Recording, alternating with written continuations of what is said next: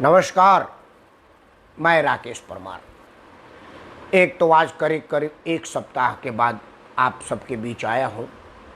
बीच में तबीयत ठीक नहीं था।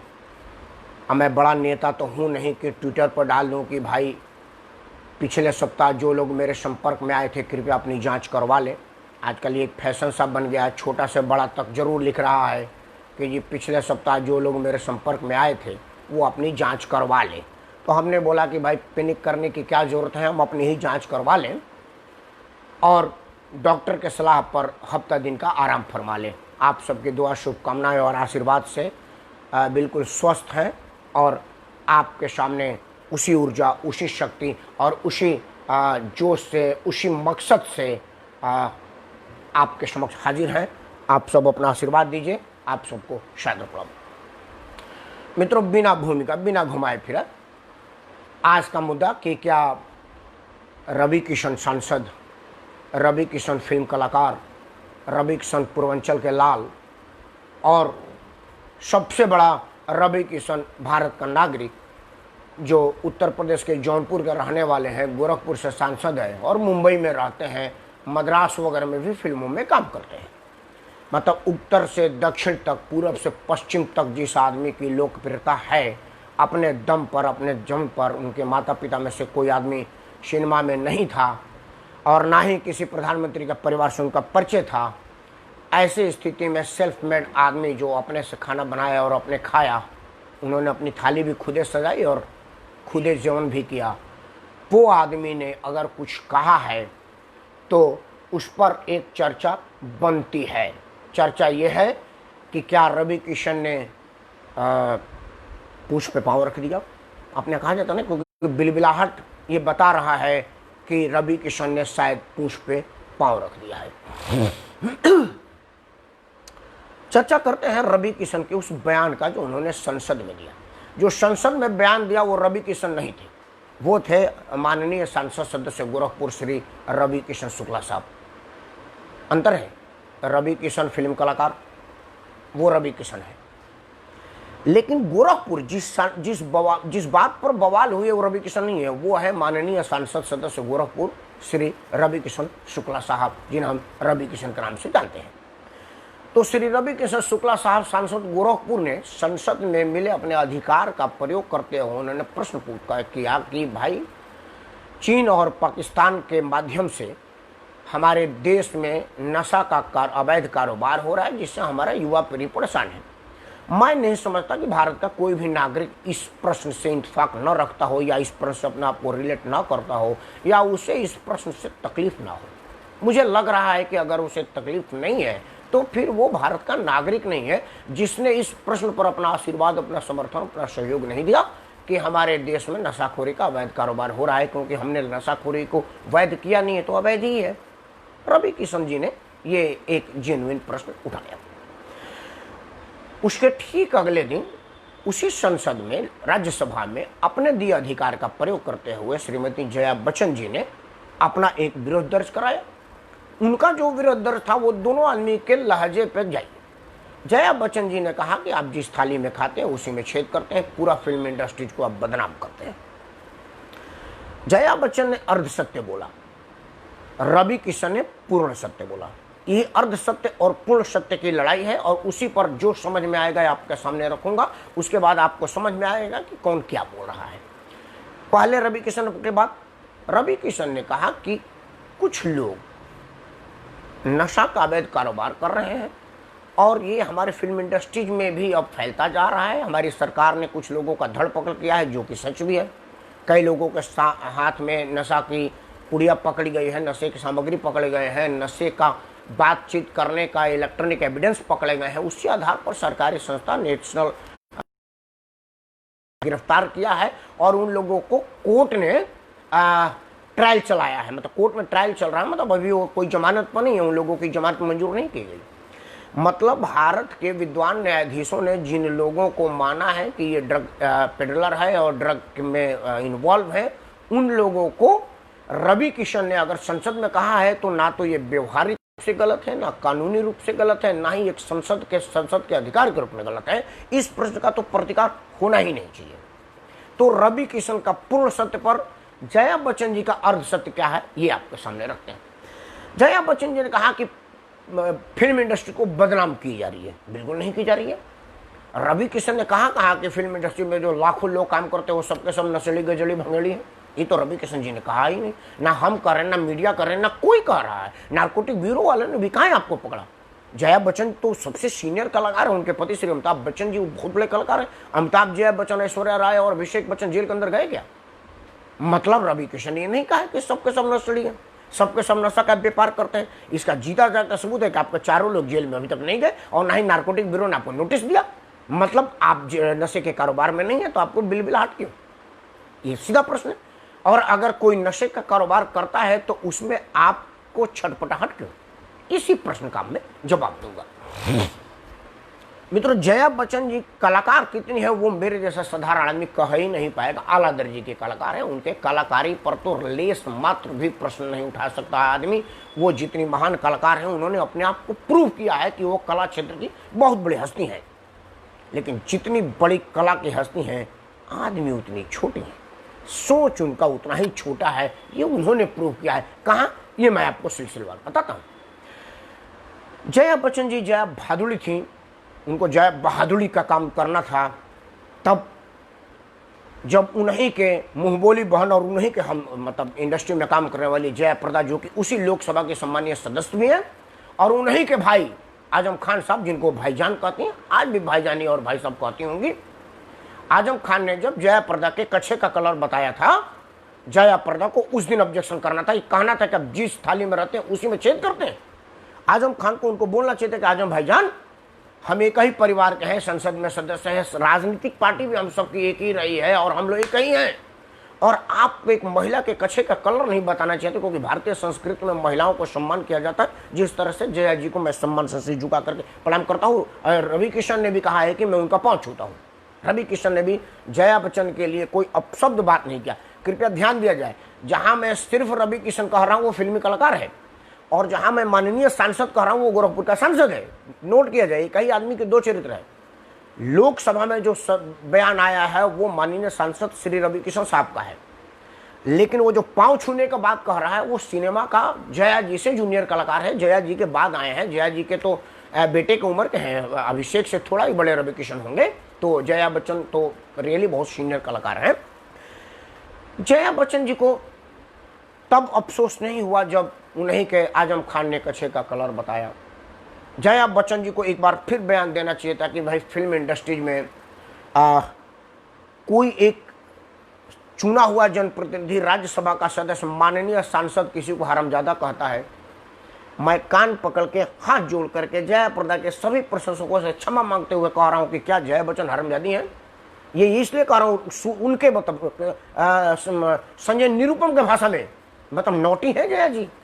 जया जी इतनी नोटी है, इतनी बड़ी नोटी, मतलब संजय निरुपम नहीं, सॉरी, संजय राउत के शब्दों में कि इतनी बड़ी हरामजादी है, उनको समझ में नहीं आ रहा। मैं गाली नहीं दे रहा हूं, मैं हाथ जोड़ के प्रार्थना कर रहा हूं, क्योंकि हमारे यहाँ ये गाली है। हमारे यहाँ तो जबान काट देना, केस लगा देना, एफआईआर कर देने वाली गाली है। लेकिन शायद संजय राउत का ये गाली नोटी होगा, क्योंकि जया बच्चन उससे समर्थन करते हैं। अगर है तो फिर जया बच्चन मैं दोबारा नहीं कहूँगा, कोई मेरा संस्कार अलाउ नहीं करता है। नोटी है, नोटी मतलब वही जो संजय राउत ने कहा है। और अगर जया बच्चन ये समझते हैं कि नहीं वो गाली है और महिला के लिए तो बिल्कुल अक्षम्य गाली है, उस वक्त उनको ऑब्जेक्शन करना चाहिए था कि संजय राउत संसद सदस्य हैं, एक बड़े पार्टी के बड़े प्रवक्ता हैं, उनको एक पूज्य महिला के लिए इतनी हल्की और इतनी गंदी शब्द का इस्तेमाल नहीं करना चाहिए। और या फिर वो भी नोटी है, जिस तरह से संजय राउत ने उनको कहा है वो शब्द का इस्तेमाल किया, मैं दोबारा नहीं कहूँगा, तो क्या वो नोटी है? वही नोटी, वो वाला जो उन्होंने संजय राउत ने कहा है। अगर ऐसा है तो मुझे बड़ा अफसोस है कि जया बच्चन इतनी बड़ी कलाकार भी हैं क्या। जया बच्चन के पास बहुत सारे मौके आए थे जब वो अपने बात को रख सकती थी। जया बच्चन जिस पार्टी की प्रतिनिधित्व करती हैं राज्यसभा में, जिस पार्टी की प्रचार करते हैं देश भर में, उसके राष्ट्रीय अध्यक्ष माननीय मुलायम सिंह यादव ने कहा है कि बलात्कार कुछ होता नहीं है, तो लड़कों की जवानी में है और कुछ हो जाता है, इसको बलात्कार नहीं कहते, ये बच्चों का नेचुरल क्रिया, जवानी के जोश में गलती हो जाती है। तो क्या जया बच्चन इस बात की एडमिट करते हैं कि बलात्कार जैसी कोई घटना होती नहीं है, जवानी के जोश में बच्चों से भूल हो जाती है? जया बच्चन इस बात को एडमिट करते हैं? और अगर एडमिट करते हैं तो रियल में संजय राउत वाला नोटी है। रियल में अगर उन्होंने उस शब्द पर ऑब्जेक्शन नहीं किया कि बलात्कार होता नहीं है, बलात्कार तो एक जवानी के जोश में हो जाता है, ये माननीय मुलायम सिंह ने कहा, उन्हीं के पार्टी के अध्यक्ष जिनकी प्रतिनिधित्व वो करती हैं राज्यसभा में, जिसके अधिकार से, जिस प्रतिनिधि के अधिकार से उनको राज्यसभा में बोलने का अधिकार दिया गया, जयाप्रदा को उसको बोलना चाहिए था कि माननीय मुलायम सिंह जी आप बिल्कुल ठीक कह रहे हैं, लेकिन आप पुरुषवादी हैं, महिला विरोधी हैं, और आपको इस तरह की बात नहीं कहना चाहिए था कि बलात्कार कुछ नहीं होता, ये तो जवानी के जोश में हो जाता है। और अगर जया जी उस दिन चुप रही थी तो वो संजय निरुपम वाला नोटी है। मित्रों, जया बच्चन का ये कहना कि जिस खाली में खाते हैं उसी में छेद करते हैं, उसका बैकग्राउंड समझिए, उसकी पृष्ठभूमि समझिए, वो आश्चर्यार्थ हो गया। शिवसेना के अधिकृत मुखपत्र सामना में आज उनके तारीख में पुल बांधा गया है। थोड़ा पीछे जाइए, ये जया बच्चन है, मुंबई में एक कार्यक्रम हुआ था, उन्होंने सिर्फ इतना कह दिया था कि हम तो हिंदी भाषी हैं तो हिंदी में ही बोलेंगे। इतने पर शिवसेना वालों ने इनके घर घेर लिया था, इनका चलना दुर्भर हो गया था, तो यही देश भर के उनके प्रशंसकों ने शिवसेना का विरोध किया और कहा कि हिंदी बोलने से और ये कहने से कि हम हिंदी भाषी हैं, हिंदी बोलेंगे आप इतना नहीं कर सकते। ये वही खौफ जया बच्चन का है जो कि उनको ये कहने पर मजबूर किया। मतलब जया बच्चन पर दबाव बनाया गया कि तुम्हें इसी मुंबई में रहना है, तुम्हारे बच्चों को इसी मुंबई में रहना है, तुम्हारे पति को इसी मुंबई में रहना है। वाई ग्रेड की सुरक्षा अमिताभ बच्चन को है, बाकियों की नहीं है। सिनेमा नहीं करने देंगे, सिनेमा नहीं बनने देंगे अगर इस टाइम तुम मदद नहीं करती तो। ऐसा इसलिए मैं कहने पर मजबूर हो रहा हूँ कि संजय राउत ने कहा है, उनका ऑफिशियल बयान है कि सब लोगों को इस विषय में उठाना चाहिए। जब मुंबई के लोग बदनामी कर रहा है तो सीनियर लोगों को आना चाहिए, ऐसा बयान दिया गया है। तो क्या जया बच्चन उस बयान को देख करके डर गई और अपनी नौकरी करने लगी, या उनको बयान के बाद टेलीफोन गया है कि भाई मौका आया है जल्दी से बोलो नहीं तो मुंबई में रहना है, बाकी तुम समझदार हो। तो क्या जया बच्चन डर गई?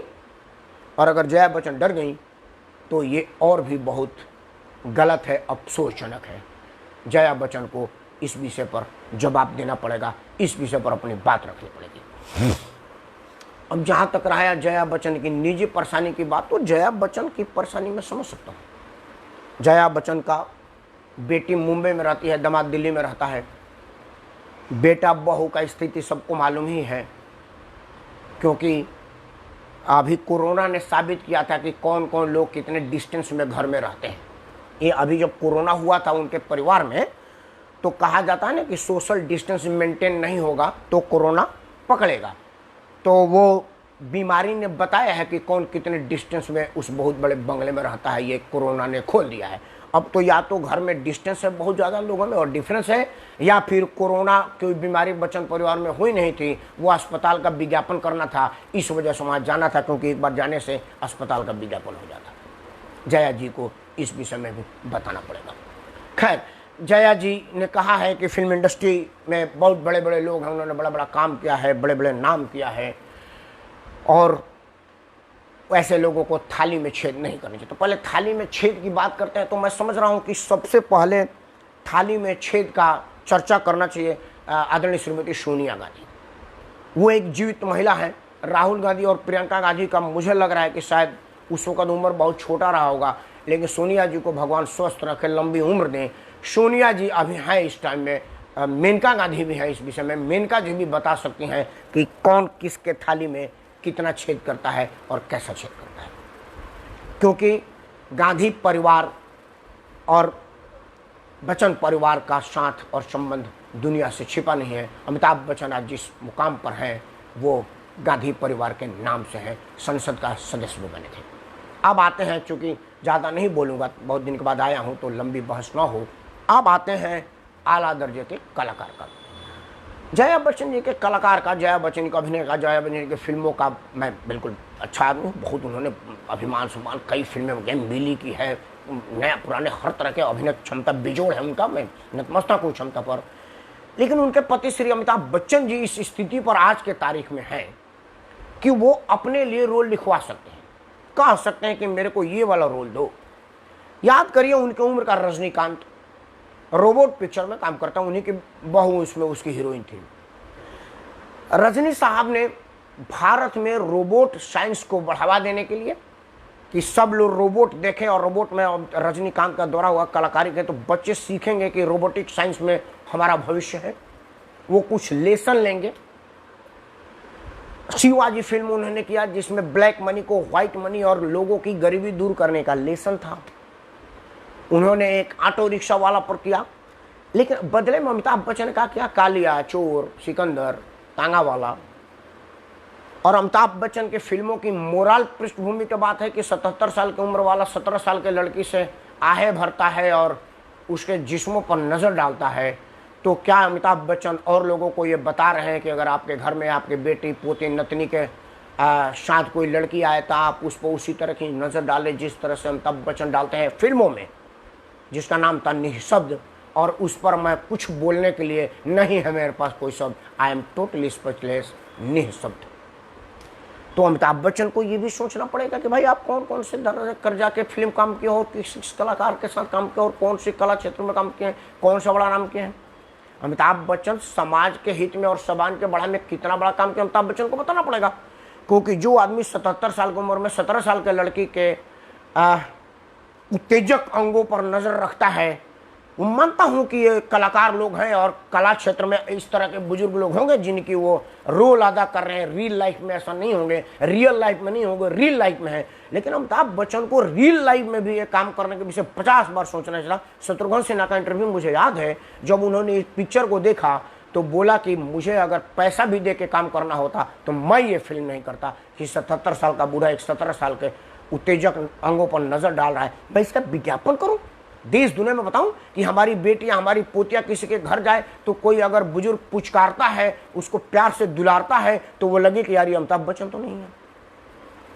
अमिताभ बच्चन ने चीनी कम किया था, वो चीनी कम में उनके चरित्र का क्या चित्रण था जया बच्चन को पता ही होगा। बीइंग ए कलाकार मुझे मालूम है कि वो ठीक है, वो रियल लाइफ है, रियल लाइफ में अमिताभ बच्चन ऐसा नहीं है, मैं फिर से एक बार कह रहा हूं।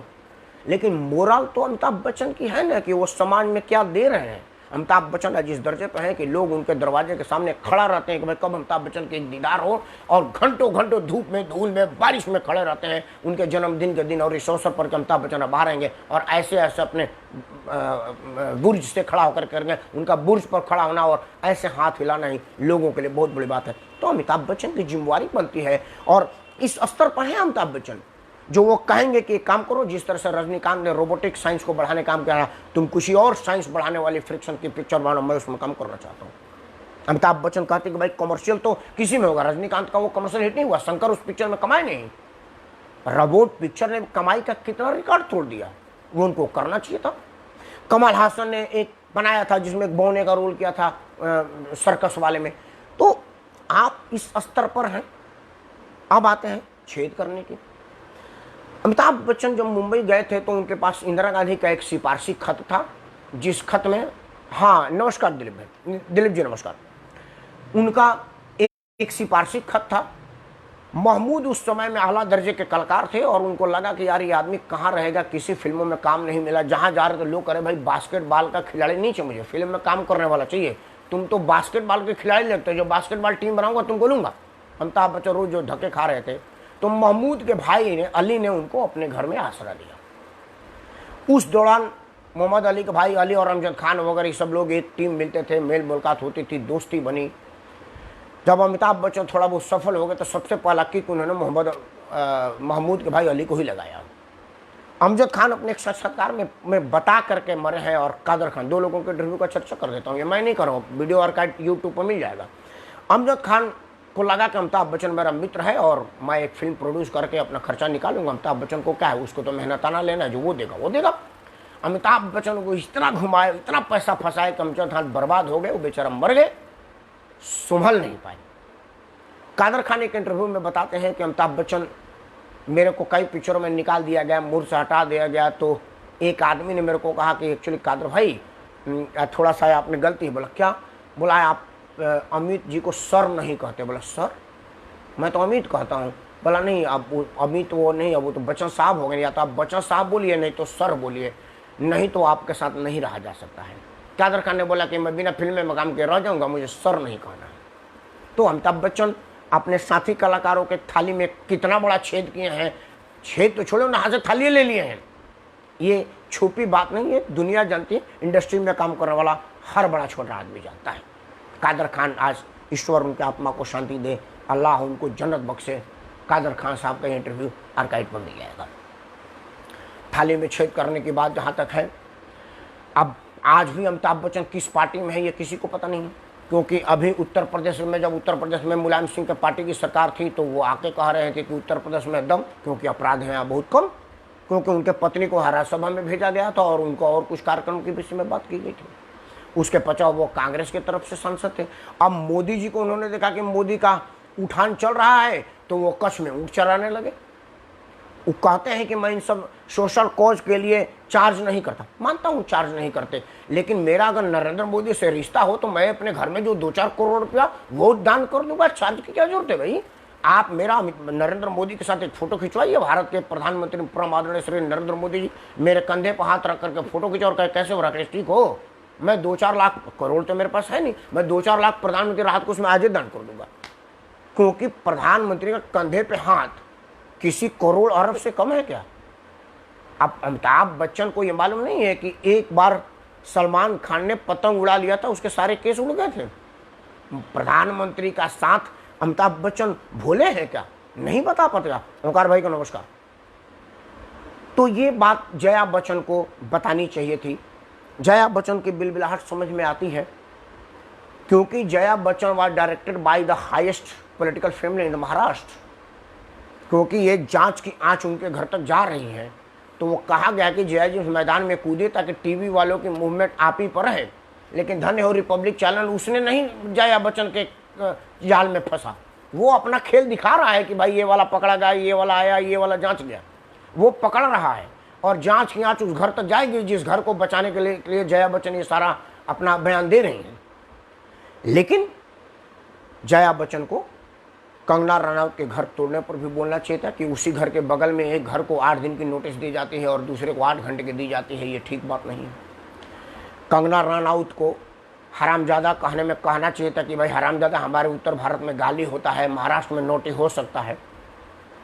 जया बच्चन को कहना चाहिए था कि उनको बोले कि मैं हरामजादे नहीं है, हम लोग उत्तर भारत के लोग हैं और बड़े शरीफ लोग हैं, अपने दम पर अपने मेहनत पर काम करके इंडस्ट्री में मुकाम हासिल किया। जया बच्चन ने भी अपने दम पर हासिल किया। इंडस्ट्री में काम करने में अमिताभ बच्चन, जया बच्चन का भी किसी का सहारा नहीं है, वो लोग खुद मेहनत किए हैं। मेहनत के लिए मैं उनके मेहनत को तो मैं नजरअंदाज ही नहीं कर रहा हूँ। मेहनत किया उन्होंने, उनके मेहनत उसरा में अमिताभ बच्चन आज जहाँ पहुँचे हैं वो अपने मेहनत से पहुँचे, अपने काम से पहुँचे हैं, काम के प्रति अपने जुनून से पहुँचे हैं। बीइंग ए कलाकार तो मैं उनको कोई संदेह ही नहीं कर रहा। बीइंग ए कलाकार तो उनको मैं 10 में 20 नंबर दे रहा हूँ, दोनों पति पत्नी को। लेकिन जब आप सामाजिक कॉज पर बोलें तो ऐसे करने से पहले देखिए कि एक इधर है, बाकी सब इधर ही है। जया बच्चन को ये बात बतानी पड़ेगी, लोगों को समझानी पड़ेगी कि भाई मैंने रवि किशन के बात का विरोध किया है तो किस दम पर किया है। क्या वो नारकोटिक ब्यूरो के उस जांच को प्रभावित करना चाहती है, या मुंबई के उस नारकोटिक कोर्ट के उस फैसले के को गलत बता रही हैं जिन लोगों ने उन लोगों को जेल भेजा है? क्योंकि जो लोग जेल गए हैं, आज रिया चक्रवर्ती जेल गए हैं, आज पिठानी जेल गया है, आज शोभित जेल गया है, आज वो कौन 4-5 ये लोगों के नाम रख कर मैं अपना मुंह क्यों खराब करूं। जो भी 5-7 लोग जेल गए हुए हैं, जिनकी जमानतें रद्द हो गई हैं और कुछ लोग जिनको नोटिस सर्व हुई हैं, वो सबको क्या जया बच्चन ये कहना चाहती हैं कि मुंबई में बैठा हुआ हमारा विद्वान न्यायाधीश गलत निर्णय लिया है, गलत फैसला किया है, हमारे जांच एजेंसियां गलत बोल रही हैं? वो जो व्हाट्सएप चार्ट, जो एथेंटिक डॉक्यूमेंट है कि आपने हमको बोला है, हम दोनों के बीच का चार्ट है, क्या वो सब चार्ट गलत है? जया बच्चन का ये बताना चाहती हैं। ये जया बच्चन को उसी पार्लियामेंट में ना सही प्रेस कॉन्फ्रेंस में बोलना पड़ेगा, उनको क्लियर करना पड़ेगा कि मैं किसकी बात कर रही थी। या तो जया बच्चन ये कह दे कि मैं एक बार स्पष्ट कर देती हूँ, पार्लियामेंट में ज़्यादा समय नहीं मिला क्योंकि वहाँ पर ज़्यादा समय नहीं मिलता है। मैं ये कहना चाहती थी कि पूरी फिल्म इंडस्ट्रीज को बदनाम ना करें, कुछ लोग हैं वो बदनाम हैं, उन लोगों को पकड़ा जाए, तुरंत गिरफ्तार किया जाए। इस सफाई बड़ा ज़रूरी है, क्योंकि गटर में भी साल 6 महीने के बाद सफाई होती है। अगर रोज़ रोज़ सफाई ना हो तो बाद में प्रेशर मशीन बड़ी वाली लेकर आनी पड़ती है, जिससे गली डिस्टर्ब हो जाता है। मैंने देखा है हमारे मोहल्ले में वो बड़ी वाली मशीन आई थी तो मेरी गाड़ी फंस गई थी, क्योंकि हम तो ऐसी पतली गली है और बड़ा वाला वो ट्रक आ गया था, इतना मोटा वाला, गाड़ी ये फंस गया था, गया ही नहीं। मुझे जाना पड़ा तो मैं खड़ा करके अपने मोटरसाइकिल से गया, गाड़ी को वापस हमने गली में खड़ा किया। तो इसके पहले कि मुंबई फिल्म इंडस्ट्री में सफाई के लिए बड़ी वाली मशीन लानी पड़े और कई लोगों की गाड़ियां जाम हो जाए, उसके पहले सफाई के लिए जया बच्चन को ही आगे आना पड़ेगा, क्योंकि वो सीनियर कलाकार हैं। रवि किशन सांसद, रवि किशन सिने कलाकार, दोनों ही मामला में रवि किशन आपसे जूनियर है, सांसद के रूप में भी आपसे जूनियर है, क्योंकि वो तो अभी इसी सत्र में सांसद है, आप इसके पहले से सत्र में सांसद हैं। दोनों ही मामलों में, उम्र में, अनुभव में, पैसे में, औकात में, परिचय में, प्रतिष्ठा में, लोकप्रियता में, अप्रोच में, सब में जया बच्चन और बच्चन परिवार रवि किशन से बहुत सीनियर है। तो उनको चाहिए कि वो सीनियरिटी दिखाएं, वो बड़ा दिल दिखाएं और लोगों को तथ्य और सत्य बताएं। वरना ये पब्लिक है, सब जानती है, आपकी मजबूरी पहचानती है, और अगर आपकी मजबूरी देश जान गया तो आपकी लोकप्रियता को क्या होगा, जो लोगों के दिल में आपका स्थान बना हुआ है उसका क्या होगा। मुझ जैसा आपका प्रशंसक अगर आपके विरुद्ध बोलने की सोचने लगा, व्हाट्सएप और ट्विटर पर जिस तरह से आप ट्रेंड कर रही हैं, उससे ये लग रहा है कि देशवासी जान चुके हैं, आपको पहचान चुके हैं। इसके पहले कि वो सब लोग जान जाएं, आप समझ जाइए कि आप किसके हाथ में खेल रही हैं, किसके साथ खेल रही हैं, क्योंकि आप खेल जरूर रही हैं। क्योंकि अगर रवि किशन के इस हल्की बात को आप बुरा मान रही हैं और जया प्रजा के पर्दा आप ही के फिल्म इंडस्ट्री में रहने वाली आप ही का एक साथी के द्वारा उसके कच्छे का कलर बताने को आप बुरा नहीं मान रही हैं, बलात्कार जैसे संगीन जघन्य अपराध को आप ही के राष्ट्रीय अध्यक्ष द्वारा कहना कि ये कोई गलती उल्टी होती नहीं, जवानी में जोश में हो जाता है, अगर ये दोनों चीज़ आपको बुरा नहीं लगा और उस वक्त आपने नहीं कहा, तो अभी आप कह रही हैं तो जरूर खेल रही हैं।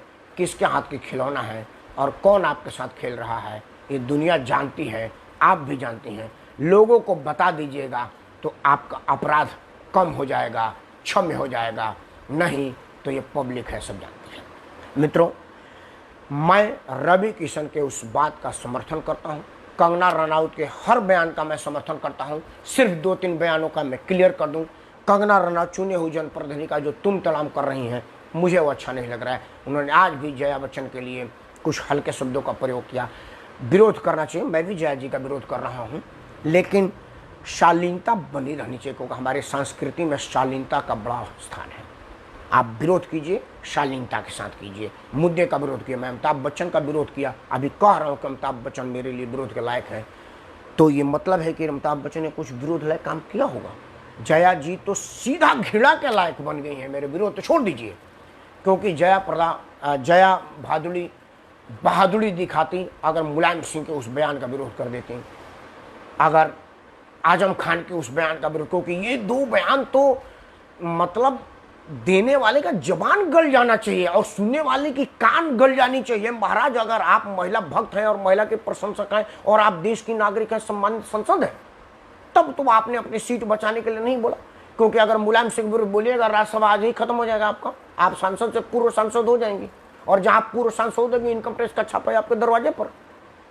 फिर वो जो लड़कों का फोटो आया है ना, वो जो संजीव कुमार जो विक्टिम है, आज उसका फोटो छपा है ना, वो सबका सब जांच में आ जाएगा। तो जांच की आंच आपके दरवाजे पर 2 मिनट आ जाएगी। जब तक आपके पास सांसद के रूप में कवर्ड है तभी तक कवर्ड है। तो वो तो आपने उस वक्त आजम खान का विरोध नहीं किया। तो अगर आप अपने मतलब के लिए, अपने फायदे के लिए विरोध नहीं कर सकते। आपके अमिताभ बच्चन अपने ग्रैंड चिल्ड्रन के स्कर्ट की ऊंचाई पर लिखते हैं कि आपको कितनी ऊंची स्कर्ट पहननी चाहिए, मर्जी हो तो पहने, नहीं तो बिना ऊंचाई का पहनो। अमिताभ बच्चन ये लिख सकते हैं, और अमिताभ बच्चन कंगना रनौत के अपमान पर नहीं लिख सकते। अमिताभ बच्चन मुलायम सिंह के उस बेहूदगी वाला बयान पर नहीं लिख सकते जिसमें वो कह रहे हैं कि बलात्कार कोई केस नहीं होता। अमिताभ बच्चन आजम खान के उस गंदे बयान पर नहीं लिख सकते। अमिताभ बच्चन हर मामले पर ट्वीट करते हैं, लेकिन अमिताभ बच्चन का ट्वीट देख लीजिएगा तो अमिताभ बच्चन का ट्वीट एक तरफा होता है। अमिताभ बच्चन बकरीद की बयान देते हैं, दिवाली की नहीं। अमिताभ बच्चन मुसलमानों को लखनऊ पहुंचाते हैं, हिंदुओं को नहीं। सोनू सूद ने सबको पहुंचाया। अमिताभ बच्चन की इन सब चीजें संदिग्ध है और संदेह के घेरे में है। अमिताभ बच्चन ने राम मंदिर बनने पर एक बार भी ट्वीट करके बधाई नहीं दिया है, और यही अमिताभ बच्चन मस्जिद टूटने पर दुख जता चुके हैं। तो अमिताभ बच्चन और बच्चन परिवार अपने आप को बताएगा कि वो कहाँ का भल है, कहाँ का हित चिंतक है, कौन सी थाली की बात कर रहे हैं ये भी बतानी पड़ेगी कि वो किस थाली की बात कर रही है जिसमें रवि किशन ने छेद किया है। अगर मैं जो समझ रहा हूँ अमिताभ बच्चन अगर उस थाली की बात करते हैं तो वो छेद छोड़िए, थाली उनके हाथ में क्यों है? क्योंकि भारत में रहना है तो भारत माता की जय कहना पड़ेगा। और अमिताभ बच्चन और जया बच्चन दोनों तो लोकतंत्र के सबसे मंदिर के दोनों सदनों के सदस्य रह चुके हैं। इन लोगों के हाथ में तो गलत थाली होनी ही नहीं चाहिए। अमिताभ बच्चन और जया बच्चन को ये बात बतानी पड़ेगी कि इस 100 करोड़ से ऊपर वाले लोगों के आराध्य देव के पवित्र मंदिर बनने पर सर्वोच्च न्यायालय के सर्वोच्च आदेश पर हुआ है, मुसलमान तक ने बधाई दिया है, आपने अब तक बधाई का ट्वीट क्यों नहीं किया? अगर ये सब नहीं है तो आपका संसद में बना बयान या तो छलावा है या दिखावा है, और नहीं तो दबाव है। आपको ये बात बतानी पड़ेगी। ईश्वर आपको स्वस्थ रखे, सद्बुद्धि दे, और आप किसी दबाव में न आए, ऐसी मैं दुआ करता हूँ। जय श्री राम, जय श्री राम, वंदे मातरम।